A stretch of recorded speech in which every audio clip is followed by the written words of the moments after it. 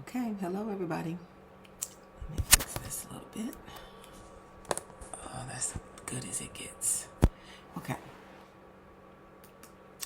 Today, wait, let me make sure we're recording. Yes. Okay, today is May 4th, 2023. It's a little after 4 in the afternoon where I am. And I'm going to read an old dream from 2016. This is a dream that I never made a video about. I'm going to turn this light on so I can see. I never made a video about this dream. But I'm going to share it right now. Okay. All right.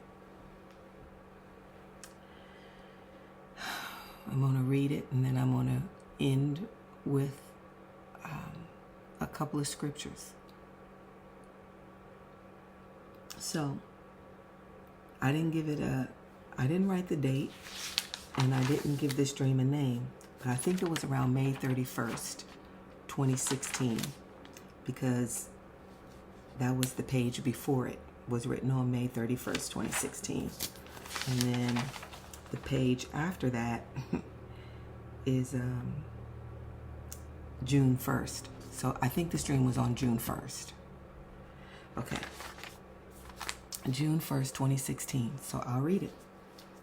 It says, traveling like on a busy street, and as we would go around really tight curves in the street, very large planes, like airplanes, I guess, airplanes, would crowd us out, and their vehicles were not caring if we died or anything. It was all about commercial. Like, you know how when you're traveling on the road and say you're going to the grocery store or you're going to your grandmother's house, you're making a personal trip. So you're just regular commuter traffic on the road. But then there's commercial traffic, which is semi-trucks and Amazon delivery drivers. They are in their car doing business, operating on behalf of the business world, money-making operation. So that's the commercial side. So the big planes were plastic surgery. Areas of medicine that made a large profit. Us smaller vehicles were areas that needed to be done. The big ones were so large. So these big planes, the analogy was we were on a road, on a highway, and there were very tight curves. And there were very large vehicles that in this dream were represented by airplanes.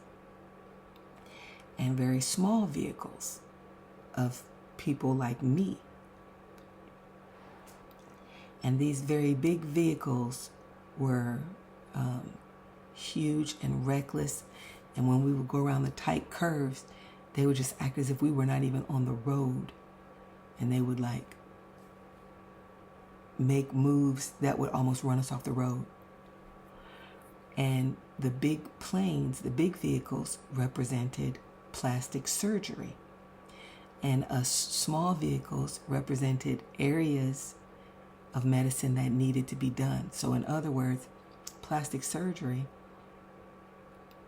you know, you have the odd reconstructive type thing that is done, but by and large, plastic surgery is elective surgery. That's not life-saving. It's just something done out of vanity, where somebody wants to look a certain way or stuff like that. So our things represented things that needed to be done, but these great big vehicles were plastic surgery extraneous things that did not need to be done. Yet, they were dominating the road. So it says the big ones were so big because resources were funneled to these things. They seemed like 1,000 to 1 of our size. So comparing the big vehicles to us, they were 1,000 times bigger. Like each vehicle was 1,000 times bigger than your little vehicle on the road. And the reason why they were so big is because money and the resources of society were being funneled into those things. And the things that really needed to be done were neglected, or that would really benefit society were neglected. Okay? So they seemed like 1,000 to 1 our size. I was one of the small vehicles. We were nursing personnel. I was thinking as we were squeezed into a tight curve and almost run over by the drivers of these planes. I was thinking as we were almost run over that there would be enough nurses if we would stop doing unnecessary areas of medicine, specifically plastic surgery. But someone unseen would never let that happen. So at a corner of some large, at a corner,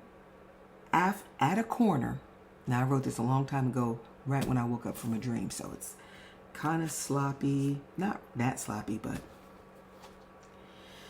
So at a corner, after some of the large commercial vehicles tried to run people off the road, we stopped momentarily, and I yelled into and threatened an older man for his reckless actions because the commercial drivers saw us as a hindrance to them getting their jobs done and not as other human beings. So even before I said anything to the older man, he was in a mail truck. It was a delivery-sized truck or van. So he was in a mail truck. And the mail truck was part of the commercial trade. So the older man was in the truck. He was yelling and fussing about the people. He was hostile to littler people than him, though he himself was a little person compared to the unseen people who sent him out. Somehow, he ended up outside his van, and we were going to fight. I know the Holy Ghost was telling me I was wrong to have even been yelling with him, let alone to be challenging him to a fight and not backing down out of stubbornness and pride. Now remember, this was an old man. Then the man was younger and stronger than I thought. And I was acting like I knew martial arts in hopes of scaring him back. This is very funny. But he squared up also in a martial arts style, and he squared up like I tried to act like I knew martial arts. So he squared up like he knew martial arts. And I made the mistake of striking out first. The reason why I said it was a mistake is because martial arts comes from a defensive standpoint. They would not strike out, but they will wait for you to come toward them, and then they would throw you with your energy and use your own energy against you. So they don't strike out first. So when I did that, he realized I didn't really know martial arts because I would not have lunged out at him the way I did. So he grew more confident and was also looking younger and Asian. And I wrote Chinese, I think. And then, so I don't know what happened with the fight. So later, we, me and the guy, I guess, were talking with my mom to tell her this stuff. And she said the man got older and was asking for the girl he was hating because he really liked her and because his real life, though it was more prosperous, had no relationships, only other people who loved and were motivated by money. Now, I never thought about that when I first wrote it down, and I haven't read this dream since I had it back in 2016. And like I said, I never made a video about this one. So I think this is just me thinking. I really don't know the interpretation of this dream exactly. But it seems like the guy turned into representing China because they are going through this revolution in hopes of becoming the top nation and having their money become the reserve currency, so they would enjoy that that economic advantage that comes the way we have from the dollar being the world currency, and every nation trying to sell their goods here in America. So everything was available, all these opportunities, all this money lending to us and all that stuff. And then we having this artificially prosperous lifestyle because of our trade status and everybody wanting to trade their goods here. So the reason why I think he changed into a Chinese guy, and then the end, what I wrote, that he, even though he was very prosperous, he hated this girl, but he really liked her. And the reason was because he had this prosperous life, but he had no relationships in his life because everybody around him, where he was, which I think could be in China, was also preoccupied with money. Same thing happened in the United States. Everybody was out chasing all this prosperity that happened after World War II. The changes in the world that made America, the most prosperous nation. But as that was happening, we were losing everything that held society together. Because with all this money, we were also being influenced by the same forces that brought all this money there, which was communism using the United States as a springboard to conquer the world. And so with all that money and all these agendas and all of the economic changes and advantages that were given to America to make this all happen, it all came along with the plans of these same people also implemented all these things through influencing government, the State Department, media, movies, culture, the creation of pop culture, and the infiltration of schools with these agendas, the tax-exempt foundations, all of these things coalescing to destroy our culture. and the connectedness that people had through families, through our religion, which was Christianity, and through just the interconnectedness of the relationships and all of those things that work together. So, as all that happened, there was also a breakdown in our relationships, in our satisfaction with life, and a moving in of misery, and the big word now, mental health. Before the lockdowns, you have never heard that word just falling out of people's mouths on an everyday basis. People talking about mental health as if it's the weather,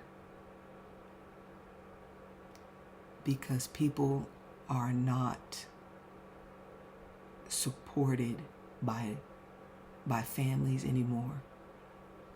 Life and the flow of life is working against people's emotional stability. And the more prosperous we seem to get, the more this was happening. So anyway, I'll finish reading. All right.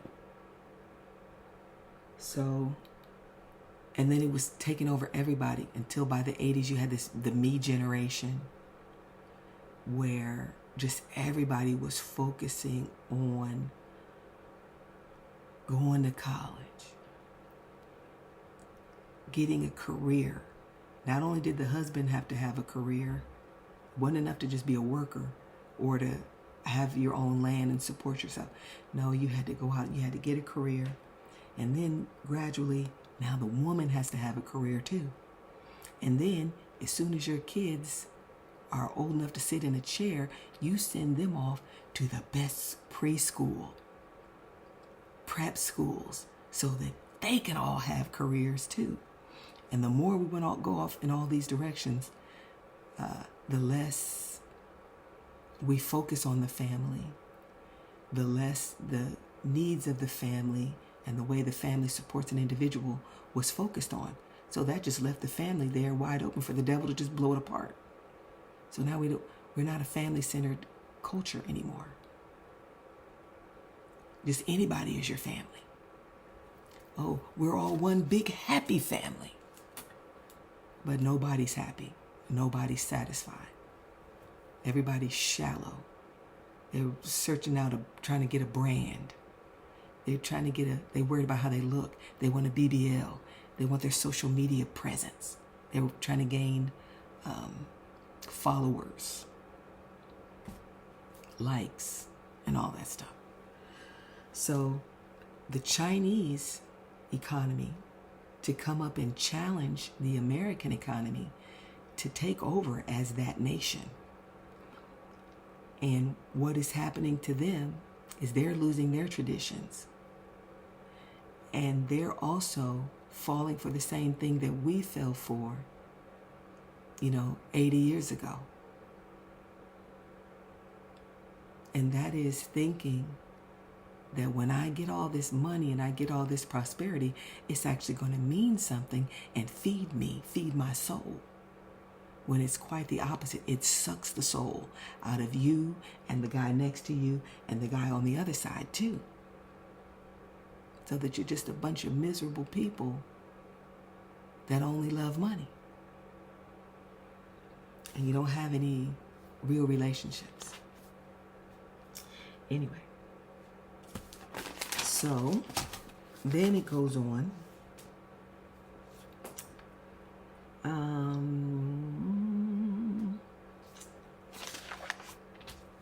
There's another part that includes my mom and some curtains that she hung up. So, then I'll skip back to that part. So, as to the first dream, the one I just read, it is about how the resources of society are misallocated, namely the resource of human labor. This is the only real wealth. Wealth, first of all, God gives us the ability to get wealth. That's in the Bible. And the only real wealth there is human labor.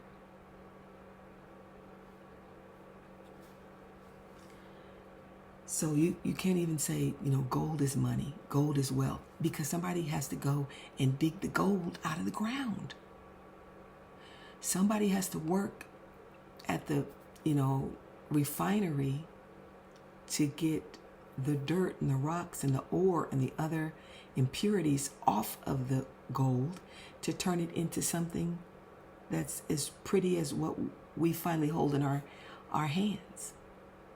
So labor is what drives this all. People who are striving to be rich, they want to be the ones who control. They don't want to do any labor. They want to be the ones who control the folks that do the labor. They want to be bureaucrats,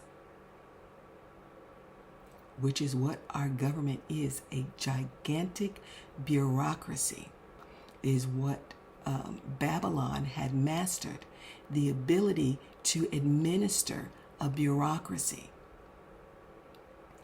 And the word bureaucracy the word bureau is a French word that means table or desk.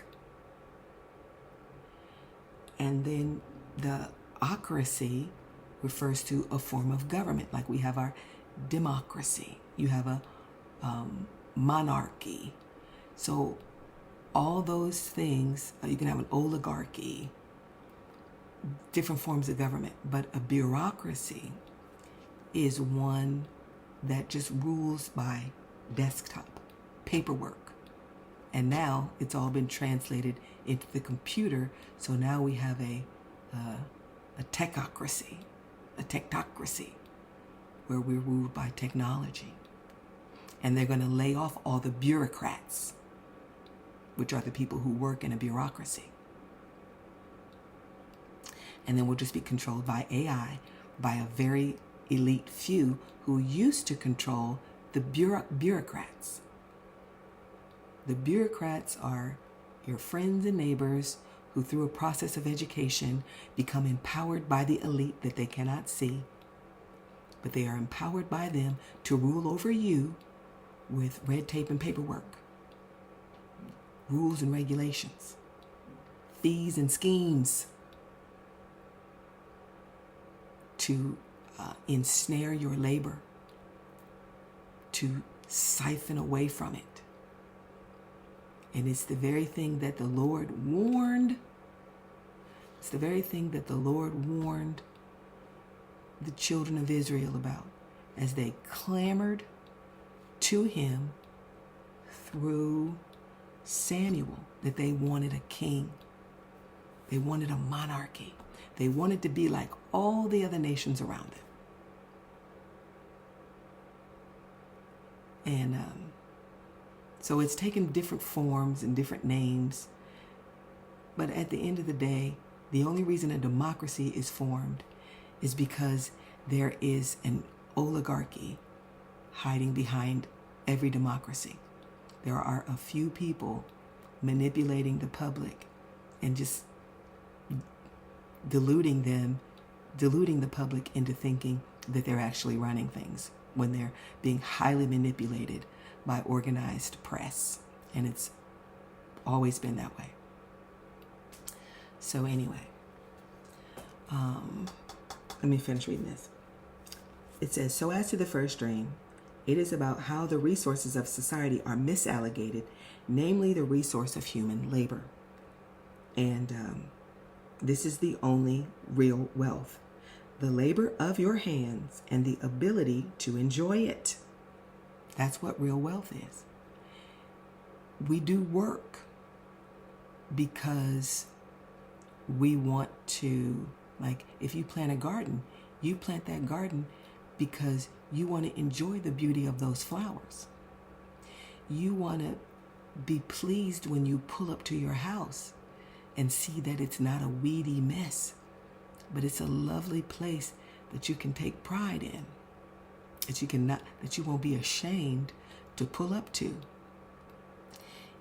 You plant vegetables, you plant a fruit tree, you tend to it because you intend to enjoy the fruits of it. You don't go over to your neighbor's house and plant fruit trees on his property for him to enjoy and for you to have the police called on you and be called a trespasser if you go over there and try and get any of the fruit. You do it to enjoy the work of your own hands, the fruits of your own labor. But through different schemes and scams called government, smart people, and not just smart people, but people who are in league with the devil, have circumvented those processes and have set themselves up in the towers of government to be able to manipulate these things so that they will have a process by which they can steal the fruits of your labor. Through banking and loans, they get you in debt. So many people know this is something that the government even publishes. From January to May, I forget what day in May, but from January to a certain day in May, the average person is working just to pay their taxes. And then from sometime in May on, then that's the part you'll get to keep. But then you don't really get to keep it then, do you? Now you're working for the banks that have loaned you the money to buy your car, that have loaned you the money to buy your house, or that are, your landlord. How much of it do you really get to hold and enjoy? When God created you to enjoy all the fruits of your labor, minus the 10% that you would, through some means, give to Him to share with others.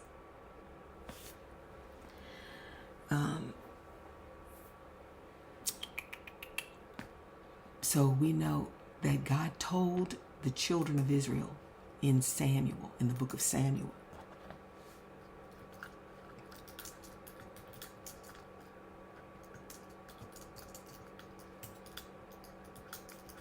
okay, so the people asked for a king. That's in Samuel chapter 8. Let me get on a good version here. King James Authorized Version. All right. So it says, and it came to pass when Samuel was old, Samuel was a judge that judged Israel.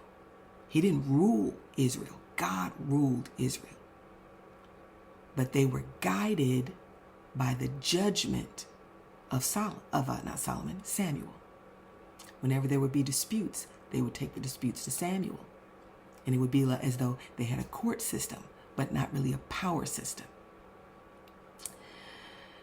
And they were supposed to be led by the guiding of the law, with every man internalizing the law of Moses and living by it, and thereby peace was created. But they looked around at the nations around them. Well, we'll read it. And it came to pass when Samuel was old that he made his sons judges over Israel. Now the name of his firstborn was Joel, and the name of his second was Abiah. They were judges in Beersheba. And his sons walked not in his ways, but turned aside after lucre, and took bribes, and perverted judgment. Then all the elders of Israel gathered themselves together, and came to Samuel unto Ramah. And he said unto them, Behold, and said unto him, so the people gathered and said to Samuel, Behold, thou art old, and thy sons walk not in thy ways.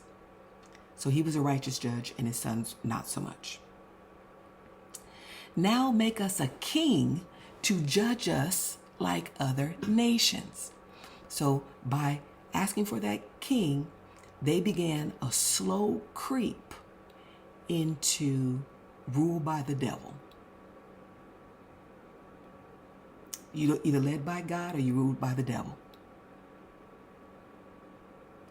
So you can't serve two masters. Either you're going to serve God through the law, either they were going to serve God through the law, or they were going to be serving the devil. And it was going to be a slow creep, and they didn't see it right away. They thought, oh, we're going to be like the rest of the nations. But the thing displeased Samuel when they said, give us a king to judge us. And Samuel prayed unto the Lord. And the Lord said unto Samuel, hearken unto the voice of the people in all that they say unto thee. For they have not rejected thee, but they have rejected me, that I should not reign over them.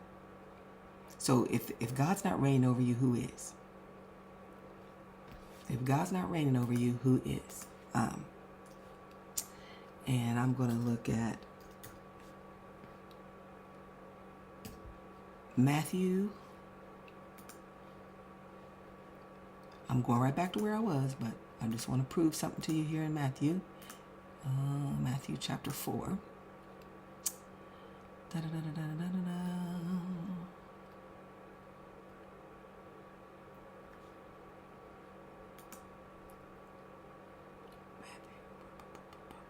No, it's not Matthew.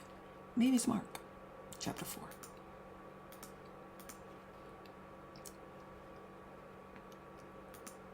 And not Mark either. Let's say Luke. Luke chapter 4. Luke chapter 4.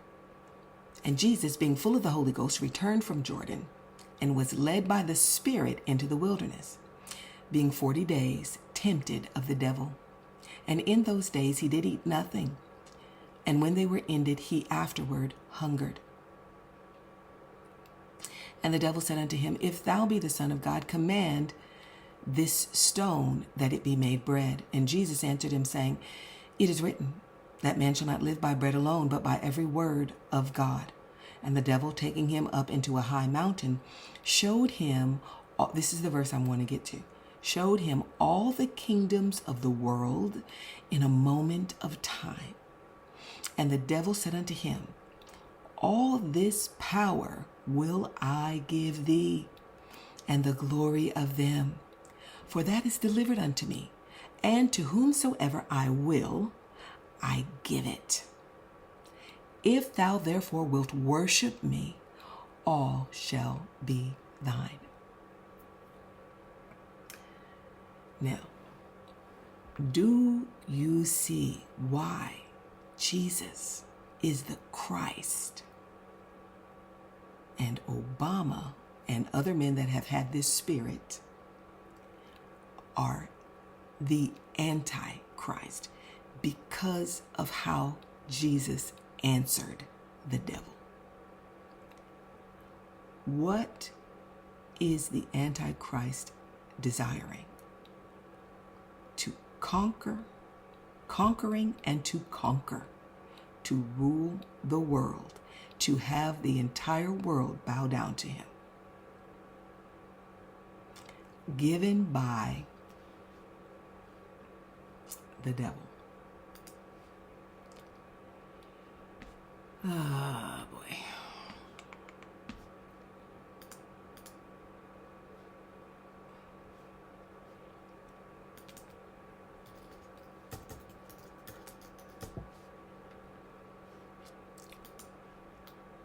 Real quick, going to Revelation chapter 13. Okay.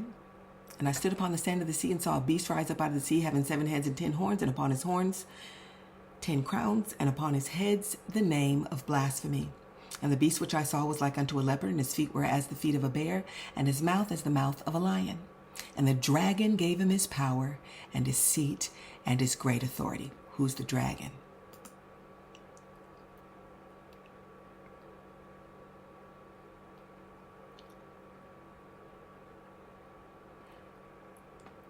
Revelation chapter 12, verse 9.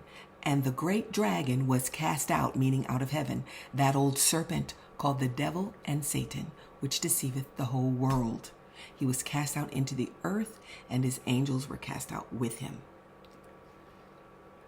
So he, the devil, has been in search of a man that will bow down to him so that he can, through that man, rule the world. So we have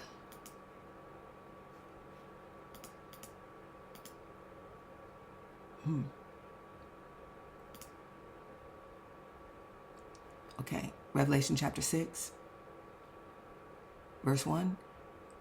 And I saw when the Lamb opened one of the seals, and I heard, as it were, the noise of thunder, one of the four beasts saying, Come and see.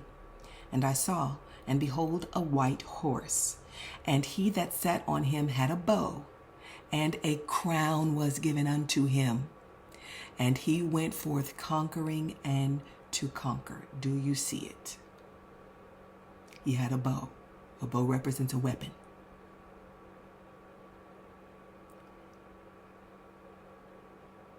And a crown was given unto him. And he went forth conquering and to conquer the world. Empowered by the devil. Okay. So now, back to Luke. So the devil took Jesus up into a high mountain, showed him all the kingdoms of the world. He said, oh, I'll let you go out conquering and to conquer. I will give you this crown. But what's the rub? Verse 7, if thou therefore wilt worship me, all will be thine. So it just so happened that this final Antichrist, the Antichrist, who will be fully inhabited, who is fully inhabited by Satan, indistinguishable from him, just like Jesus is God in flesh. Obama is the devil in flesh because he's taken over. And Jesus answered and said unto him, Get thee behind me, Satan. For it is written, Thou shalt worship the Lord thy God, and him only shalt thou serve. Because you cannot serve two masters.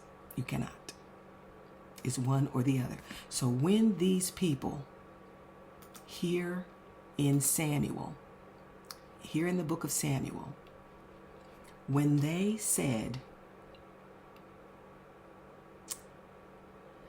Give us a king, the Lord said, Hearken unto the voice of the people in all that they say unto thee, for they have not rejected thee, but they have rejected me, that I should not reign over them. According to all the works which they have done since the day that I brought them out of Egypt, even unto this day. He said they rejected me, and they have always rejected me. They have never been an obedient people. But they have rejected me. No. Wherewith they have forsaken me and served other gods, so do they also unto thee. Now therefore hearken unto their voice. Howbeit, yet protest solemnly unto them, and show them the manner of king that shall reign over them. So when you don't choose the Lord, this is what you're going to get. Just the type of thing that I read for you in that dream. How resources are channeled away from places that would actually benefit society and the people. And they're channeled into frivolous vanities. Like BBLs. What could be more ridiculous than breast augmentation is a BBL. What will they think of next? There are people actually having their toes lengthened so they have plastic surgery so they can have pretty feet. Okay. He said, show them the manner of king that shall reign over them. I'm going to tell you about the king that you're going to have. Not because I'm going to give you a bad king. It's just what's going to happen when you choose human nature to rule over you. Human nature that's conquered by the devil. And he said, this will be the manner of king that shall reign over you. He will take your sons and appoint them for himself, for his chariots and to be his horsemen. They're going to conscript your children into the army. They did it during the wars, the draft.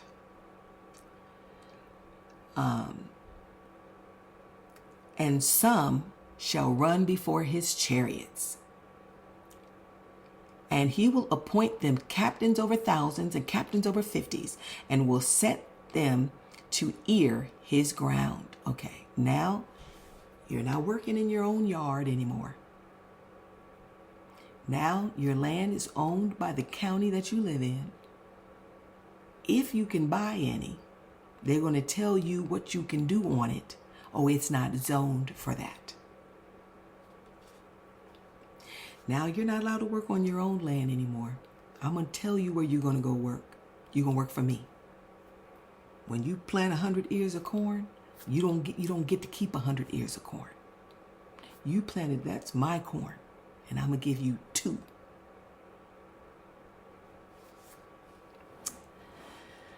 He said, and I will set them to ear his ground, and he will set them to ear his ground, and to reap his harvest, and to make his instruments of war and instruments of his chariots.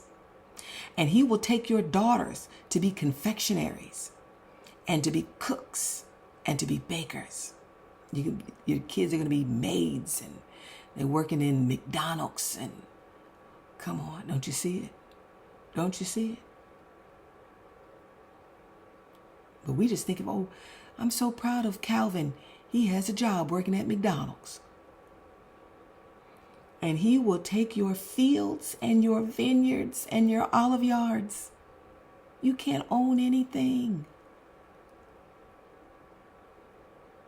Even if you manage to pay the bank back the astronomical sum of money that you borrowed at interest, even if you manage that, the land really belongs to the county. And if you don't pay your taxes, if you miss $2,000 a year, they could foreclose on it. So you always have to go out and work in the system to get the money with his face on it. You can't spend money with your face on it. The dollar, the reserve currency, you have to get it. And Lord help us if it ever becomes the yuan, the Chinese increment of money. He said he'll take your fields and your vineyards and your olive yards, even the best of them, and give them to his servants. Who are his servants? The king's servants are the bureaucrats. The king's servants are the bureaucrats, the ones who get these cushy jobs to push paper and to push you around.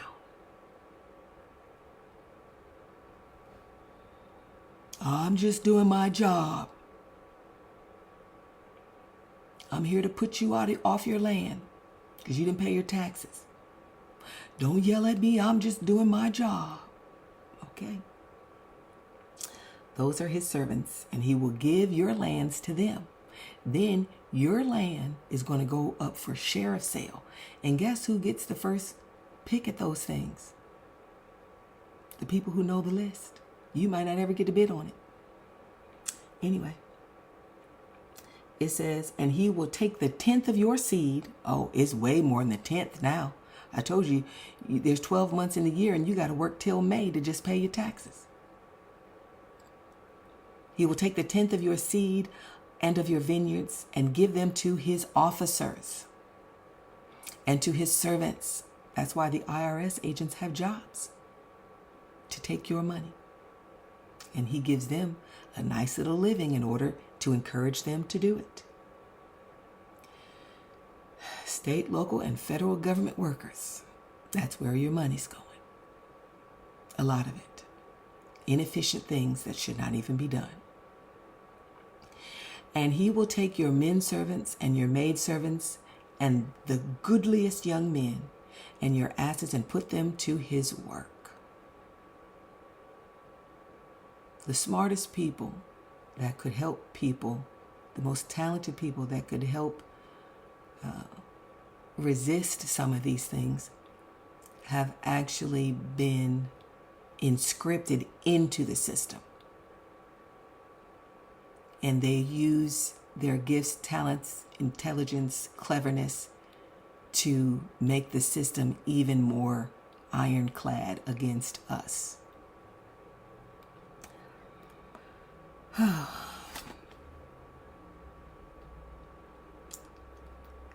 said he will take your goodliest young men, your asses, and put them to his work. Verse 17.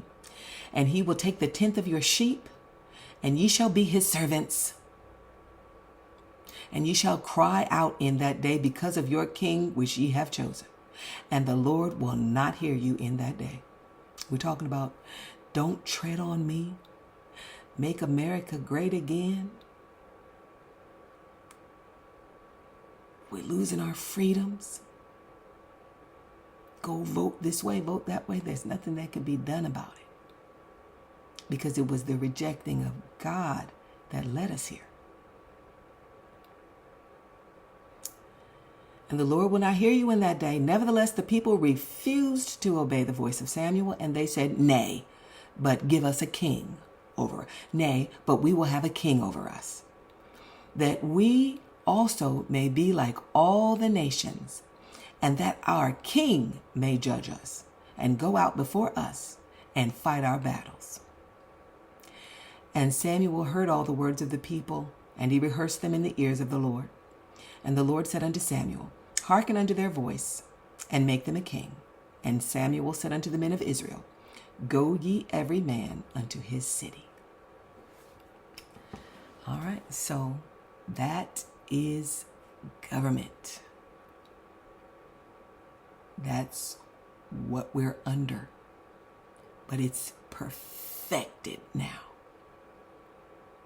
They've gotten all the bureaucrats out of the way, not all of them, but for the most part, they're getting them out of the way because the system is automated by artificial intelligence now, so that they can control you without other human beings, so that it can truly be ruled by a very, very few, and they don't need to fatten the pockets of bureaucrats anymore because they can go straight around you. They can go straight around you. They don't even need the cops anymore, because they can give you a ticket from a camera light. Yeah, I know those things went away to some extent. But what about on the highway? You ever heard of an iPass?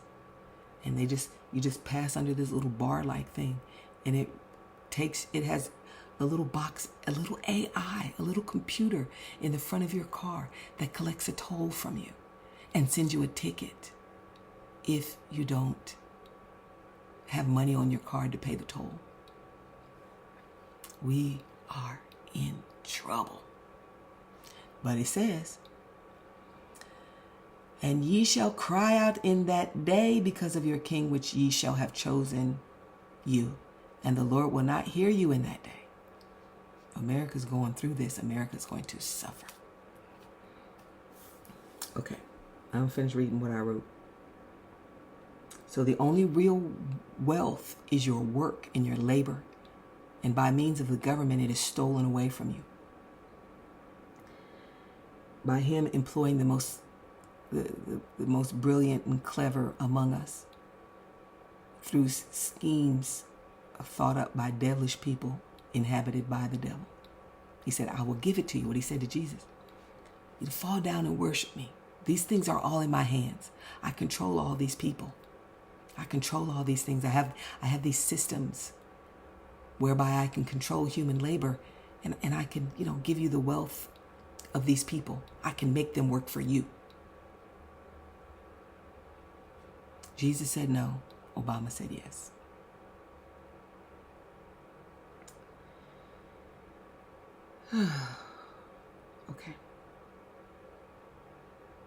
Okay, the labor of your hands and the ability to enjoy it, that's real wealth. That's when you're wealthy.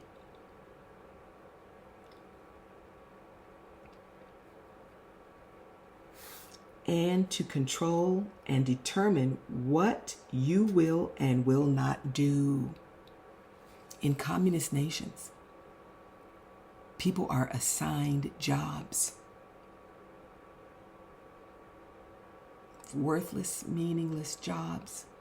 Some people got good jobs, and this was, in the communism of the 60s and 70s and all that.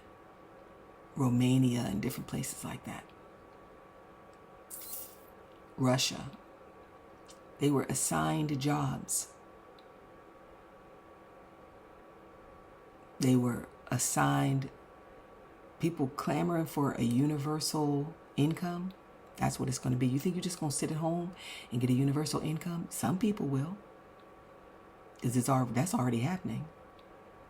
But they're going to assign you some meaningless job, some grievous task. And that's the people that they plan to leave alive. They plan to automate things and get things small enough where they don't need 95% of us. Eugenics, culling of the herd. They don't want all of us. We're dangerous to their control.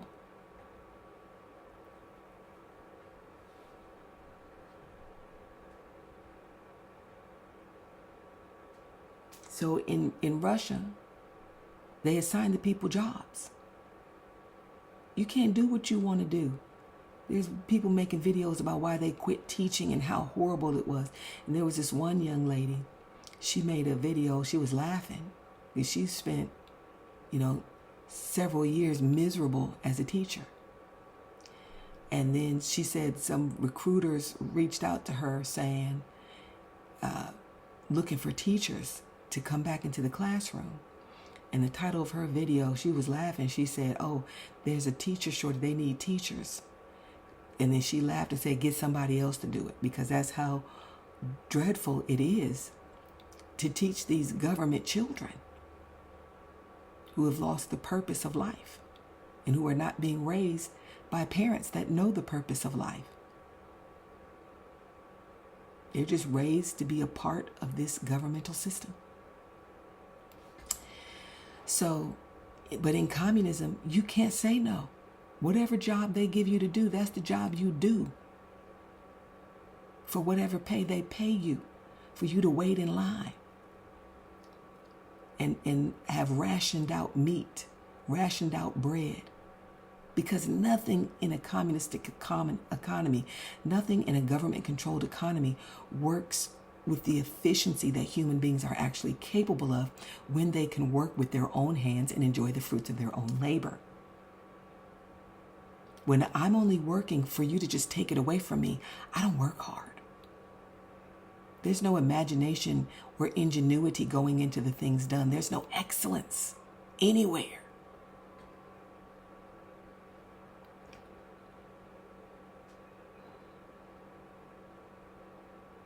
So there's no time to spend your life living it. You work and work and work and work and work for 2 weeks of vacation, maybe. To go somewhere, to work and work and work and work and work.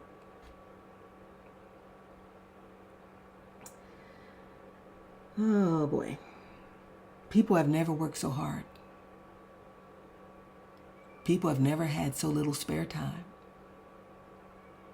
So little spare energy.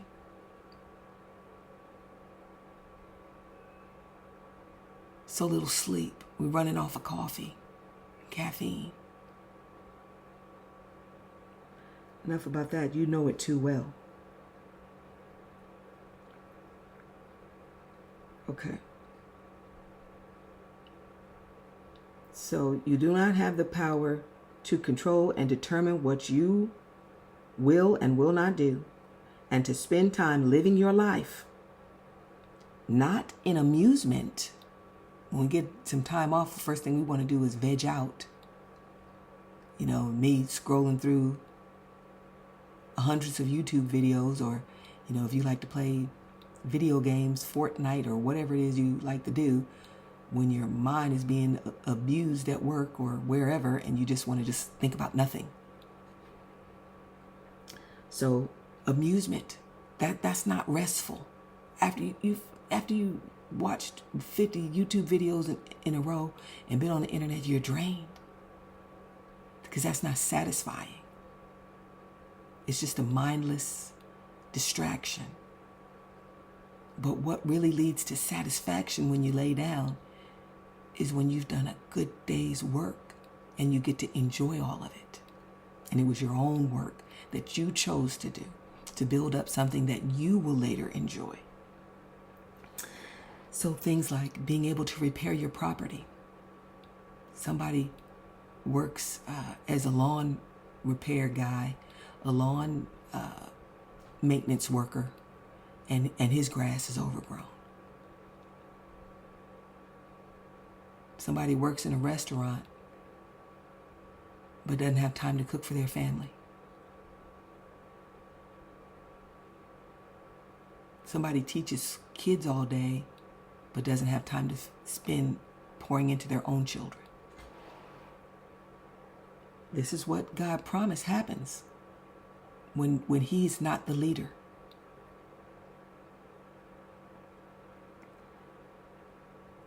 And the most important thing that we're missing, family, our values, is to impart your values, good values, godly values to your children, because we just don't have time to spend with each other.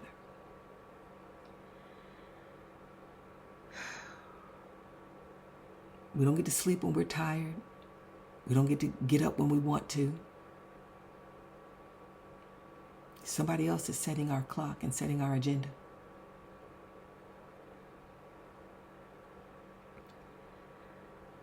Oh boy.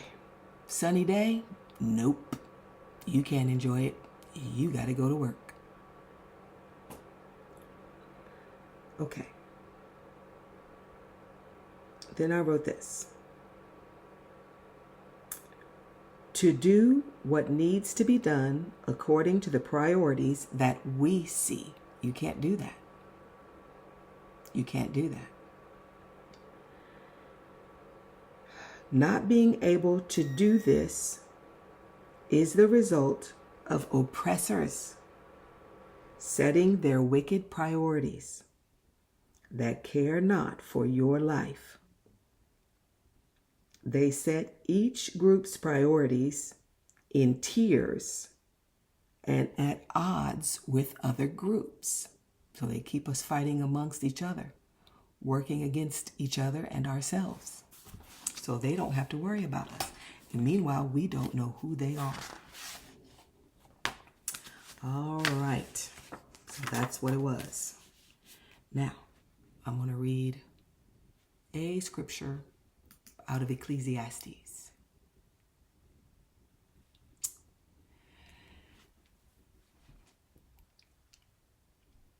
This is Ecclesiastes chapter 5, verses 18 through 20. Behold, that which I have seen, it is good and comely for one to eat and drink, and to enjoy the good of all his labor that he taketh under the sun all the days of his life, which God giveth him, for this is his portion. Every man also to whom God hath given riches and wealth, and hath given him power to eat thereof, and to take his portion, and to rejoice in his labor. This is the gift of God. For he shall not much remember the days of his life, because God answereth him in the joy of his heart. This is what the wisest man, who sought out to do everything under the sun and find out what was good, this was his conclusion. That you should be able to enjoy the fruits of your own labor and be self-determined under God. Let's see.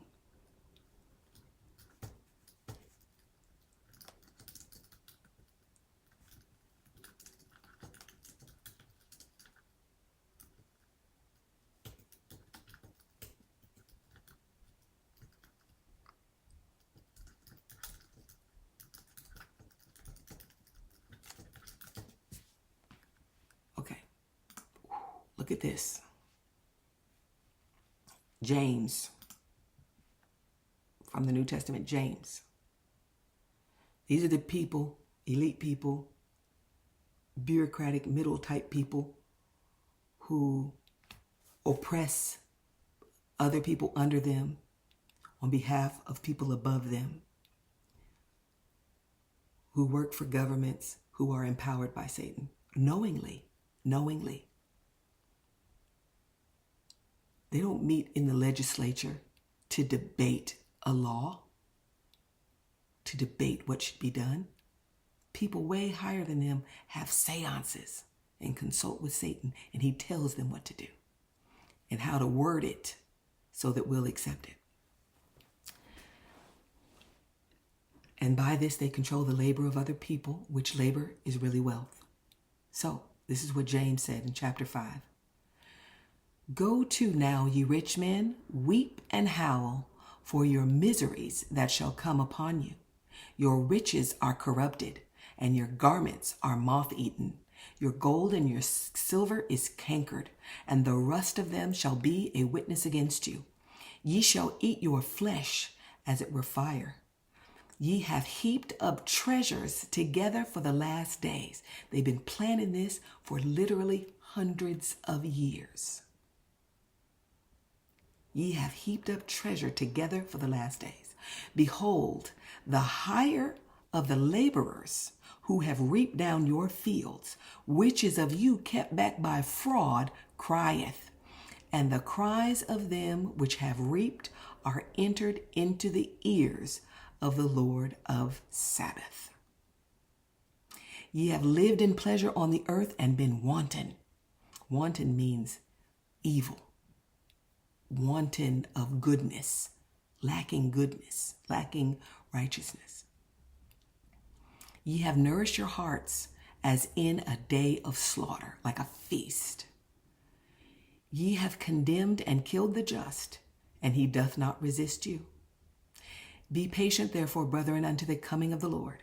Behold, the husbandman waiteth for the precious fruit of the earth, and hath long patience for it, until he receive the early and latter rain.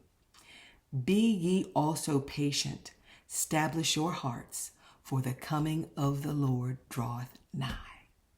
I think I'll stop right there. So God bless you guys.